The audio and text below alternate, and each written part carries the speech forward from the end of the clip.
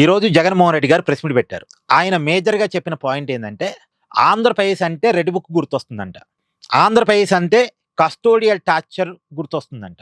Lockup డెత్‌లు గుర్తొస్తున్నాయట. ఒక reality మనం మాట్లాడుకుందాం జగన్మోహన్ రెడ్డి గారు. ఇప్పుడు సాయి కృష్ణ ఇష్యూని మీరు అడ్డం పెట్టుకొని మాట్లాడుతున్నారు. ఓకే. మాట్లాడండి తప్పులేదు. కానీ వైసీపీ అధికారంలో ఉన్నప్పుడు ఒక మహిళ కుటుంబాన్ని వేధించిన చరిత్ర మీకు లేదా? ముంబైలో ఒక హీరోయిన్. ఆమెకి ఆంధ్రప్రదేశ్‌కి సంబంధం లేదు. ముంబైలో ఆమె ఒక పారిశ్రామికవేత్త మీద కేసు పెట్టింది. నన్ను లైంగికంగా వేధిస్తున్నాడు అని. ఆ పారిశ్రామికవేత్త జగన్మోహన్ రెడ్డి క్లోజ్. ఆ పారిశ్రామికవేత్త జగన్మోహన్ రెడ్డి క్లోజ్ కాబట్టి అతని మీద కేసుని వాపస్ తీపించడం కోసం ఆంధ్రప్రదేశ్‌లో ఒక వైసీపీ నాయకుని వాడి ఒక ఫేక్ కేసు క్రియేట్ చేసి, ఆ ఫేక్ కేసు క్రియేట్ చేయడం మాత్రమే కాకుండా కేసు పెట్టక ముందే ఫ్లైట్ టికెట్లు బుక్ చేసుకొని ముంబైకెళ్ళి కేసు పెట్టిన గంటల్లోనే ఆ అమ్మాయిని తీసుకొచ్చి ఆంధ్రప్రదేశ్‌లో ఒక గెస్ట్ హౌస్‌లో పెట్టి, ప్రైవేట్ గెస్ట్ హౌస్‌లో పెట్టి ఆమె కుటుంబాన్ని కస్టోడియల్ టార్చర్ పెట్టిన మాట వాస్తవం అవునా కాదా? సహజంగా ఏదైనా మహిళకి బాధొస్తే ఒక ప్రభుత్వాన్ని చెప్పుకుంటది. కానీ ప్రభుత్వమే ఒక మహిళను వేధించడం అనేది జగన్మోహన్ రెడ్డి గారి పరిపాలనలో జరిగింది. ఇది కస్టోడియల్ టార్చర్ అంటే. నిజానికి అక్కడ ఎవరైతే ముంబై హీరోయిన్ జత్వాని ఉందో, వాళ్ళ మదర్ ఆర్‌బీఐలో రిటైర్డ్ మేనేజర్. వాళ్ళ ఫాదర్ నావీలో రిటైర్డ్ మేజర్. దేశానికి సర్వీస్ చేస్తున్న కుటుంబం వాళ్ళది. అలాంటి కుటుంబాన్ని వేధించిన చరిత్ర జగన్‌కుంది. జత్వాని ఏమి సాయి కృష్ణ గారు రౌడీ షీటర్ కాదు. సరే, ఇదొకసారి పక్కన పెట్టేస్తే ఇంకొక కేసు కూడా తీసుకుందాం. రఘురామ కృష్ణరాజు గారు వైసీపీ ఎంపీనే.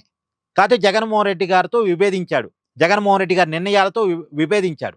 ఆ పాపానికి స్టేషన్‌లో పెట్టి కస్టోడియల్ టార్చర్ చేసి చంపాలని చూసి, చంపి దాన్ని గుండెపోటుగా మార్చాలని చూసారా లేదా?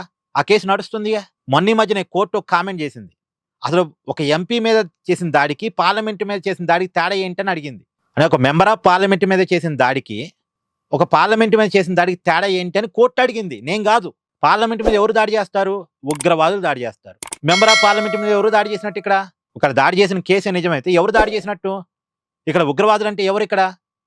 జగన్మోహన్ రెడ్డి చేసిన పాపాలకి ఒక నలుగురు 5 ఐపీఎస్ అధికారులు సస్పెండ్ అయి కూర్చున్నారు. నిన్న పివి సునీల్ కుమార్ సస్పెన్షన్‌లో ఉండి రిటైర్మెంట్ కావాల్సి వచ్చింది. Because of Jaganmohan Reddy. ఇతను రెడ్ బుక్ గురించి మాట్లాడుతున్నాడు. ఇతను కస్టోడియల్ టార్చర్ గురించి మాట్లాడుతున్నాడు. నిజానికి రెడ్ బుక్కే అమలైతే జగన్మోహన్ రెడ్డి ఆ సీట్లో కూర్చొని అలా మాట్లాడు. జైల్లో కూర్చుంటాడు. తప్పుడు మద్యం అమ్మి జనాన్ని చంపి డబ్బులు సంపాదించిన జగన్మోహన్ రెడ్డి ఇలా బయట కూర్చోడు. వైసీపీ ఏమో రెడ్ బుక్ నడుస్తుంది అనుకుంటుంది. టీడీపీ కార్యకర్తలేమో ఎక్కడ రెడ్ బుక్ నడుస్తుంది? కొడానానికి బయట తిరుగుతున్నాడు. రోజా బయట తిరుగుతుంది, తిడుతుంది. జగన్మోహన్ రెడ్డి బయటకు వచ్చి ఇష్టం వచ్చినట్టు మాట్లాడుతూనే ఉన్నాడు. కులాల మధ్య కొట్టాట పెడుతున్నాడు. మతాల మధ్య కొట్టాట పెడుతున్నాడు. ప్రజల మధ్య విభజన పెడుతున్నాడు. ఏది రెడ్ బుక్ అని టీడీపీ క్యాడర్ అడుగుతుంది. ఇక్కడ మీ అభిప్రాయాన్ని కామెంట్ చేయండి. Please do like, share and subscribe this channel.